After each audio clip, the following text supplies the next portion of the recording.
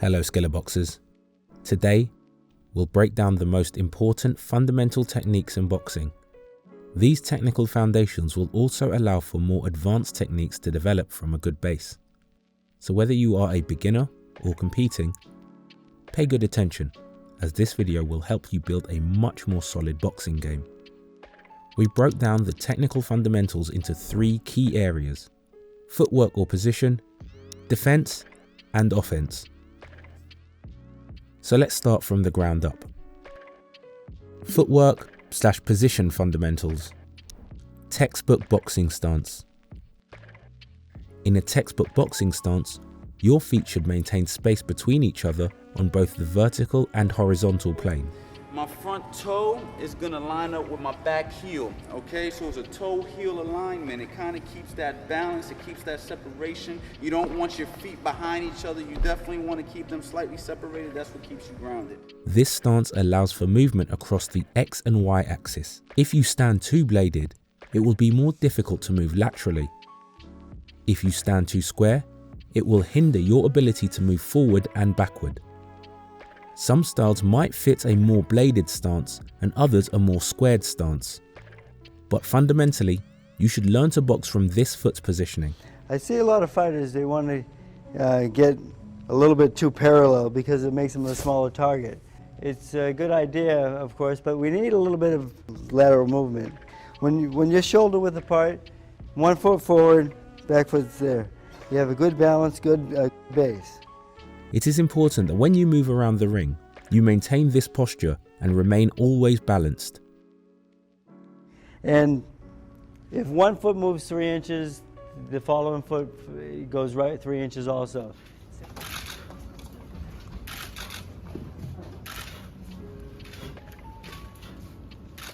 They work together at all times, in and out, side to side.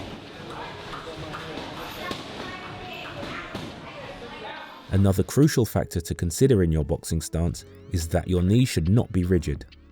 They should stay slightly bent and mobile, similar to skating or skiing. That way, they are able to absorb and cushion your movements. This also allows you to keep balance while changing your weight distribution. How to move. When you start boxing, you should keep in mind this very important rule.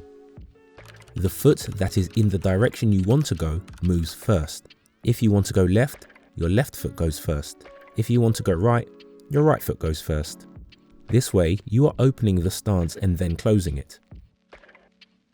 This is the fundamental way to move, as this way you are always in balance. If you close the stance first and then open it, there is a brief moment where both feet come together and you become unbalanced, therefore in an inefficient and risky position. Then some good shots. Yeah, all he needs to do is keep that chin tucked. This principle covers the mechanics of a basic step in any direction, but there are many more footwork techniques that you can learn in detail in this video. Feet and body synchronization. A very common mistake when training is to stay in place when attacking or defending. Many boxers practice striking and defending in a static manner. This is not realistic. In a fight, both boxers are constantly moving. You must train to be able to perform all these techniques while moving around the ring.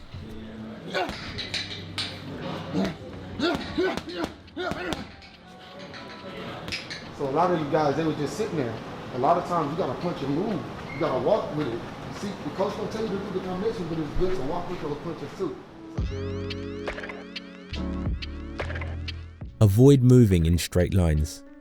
The space in the ring is limited.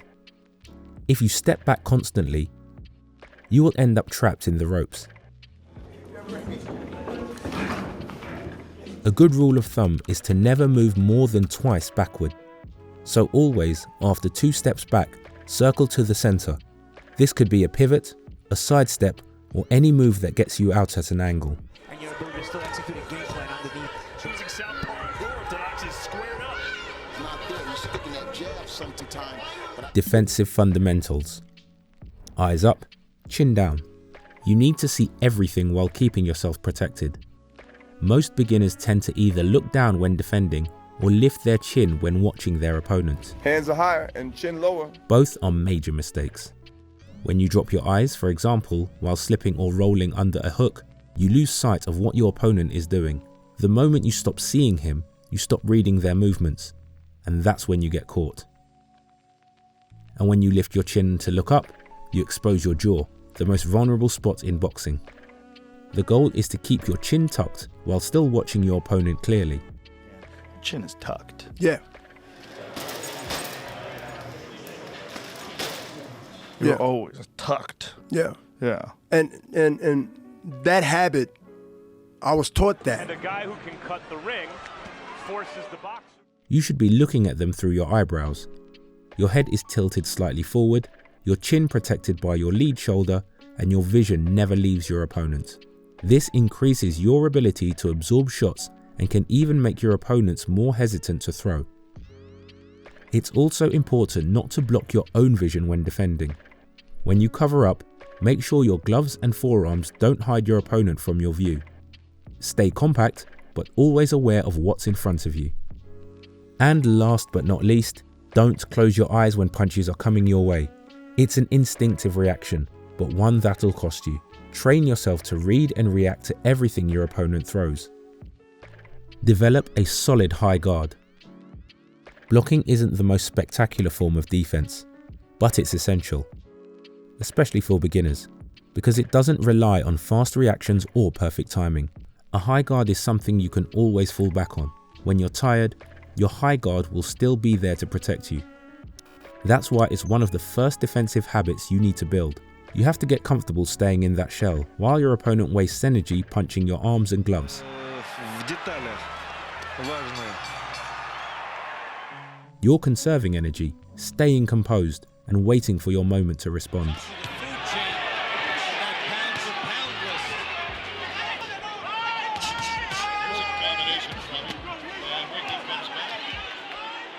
Mastering it will give you huge confidence.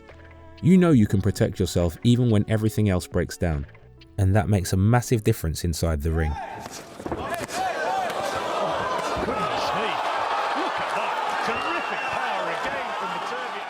Avoid the center line. The center line is the imaginary line where most punches are thrown. If your head is sitting right there, you're an easy target. To understand how to stay off that line, we need to understand first what we call the triangle theory. Imagine a triangle where your shoulders form the two bottom corners and your head is the top corner. Your head should move along the sides of that triangle, from one shoulder to the other, or down and under through the base when rolling. You should avoid the middle of that triangle, because that's exactly where your opponent's punches are aimed. When you slip or roll, think about travelling along those edges, not through the centre. Excuse me, right uppercut. Head movement isn't about random motion, it's about smart positioning. By keeping your head off the centre line, you make yourself harder to hit and always ready to fire back. It's also important that you move your head in a rhythm, with small movements. Not only when slipping or rolling, being proactive with head movement makes you a harder target. So don't react, anticipate. Once you have solid defensive fundamentals, the next step is to chain individual techniques together. Luckily, today's sponsor has an app designed exactly for that. Pro Boxing Training, the premier heavy bag platform built to help you develop into a complete fighter. Tired of getting hit? Complete the 6-part defensive training series to blend your defensive patterns and become more elusive in the ring. The app features dozens of expertly crafted modules and weekly team workouts released every Monday. These breakdowns analyze the attack sequences of world champions so you can easily learn and drill on your own. Train smarter and improve faster in 2026 with a special lifetime offer. This deal expires on February 1st and will be gone indefinitely. Offensive fundamentals. Punch with your whole body. A lot of people think punch power comes from the arms. In reality, it doesn't. Power is generated from the ground up, from your feet, through your legs, hips, torso, shoulders, and finally into the fist that lands the punch. Just listen to one of the most powerful punchers, Julian Jackson, talk about how he and Triple G generated power. He has tremendous punching ability, and it all deals with your technique. I carry the same, I believe, technique in using my whole body in my punches, and when I look at Triple G, I see that.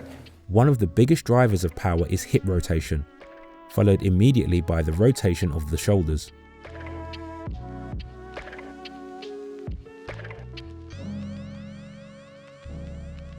You must get used to involving your whole body in your punches.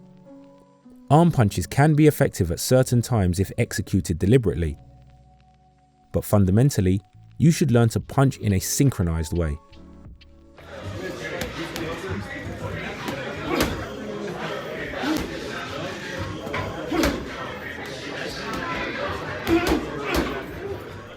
Don't open up when punching.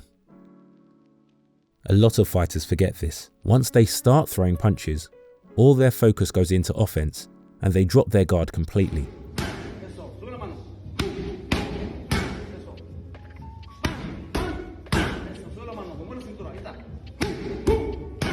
For example, when you throw a jab, your rear hand should always stay up to protect your chin.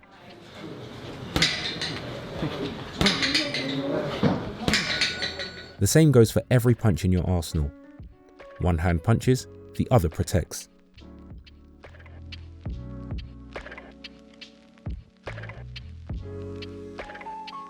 Remember, even when you're attacking, you should stay defensively sound.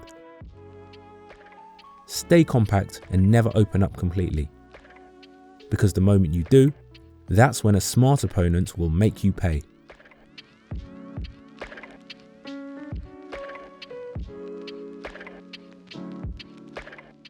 Don't telegraph your punches. A common habit in beginners is to really load up on punches before throwing them. This is called telegraphing and makes your shots that much more predictable. But telegraphing can also come from small details like subtle arm movements or even from facial gestures. If you always make the same facial expression when you are about to throw, for instance lifting your eyebrows, you're giving your opponent a heads up. Eliminating telegraphs takes a lot of work. You need to study yourself. Shadow box in front of a mirror, film your rounds, then observe your punching mechanics and find the smallest details that could give away your intentions. A great way to hide your shots is by moving in a rhythm, which disguises the punch.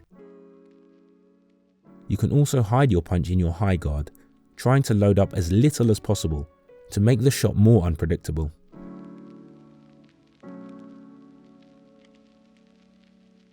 Sit down on your shots. When targeting the body, you must bend your legs and drop your hips so you hit the target at the same height you're aiming for, not reaching down from above. A common mistake is to swing down at the body from an upright position. When you do that, you leave your head completely exposed. And moreover, you lose power on the shot as you are not bringing your body with the punch. Hitting the body effectively requires getting into the right position first, dropping levels so that the punch travels on a short, direct line and lands with more speed and power, while still being covered. Exhale with your punches. Every time you throw a punch, you should exhale, a short, controlled burst of air. This small exhale is a way to release more power, and most importantly, it keeps your breathing under control. This way, you ensure you don't gas out after a few combinations. Making sounds when exhaling and punching helps release that air and prevents fatigue during combinations and power shots. But now, we would love to know your opinion in the comments. How much focus do you put on training the fundamentals? Let us know. And if the video was interesting, you can find more on our channel.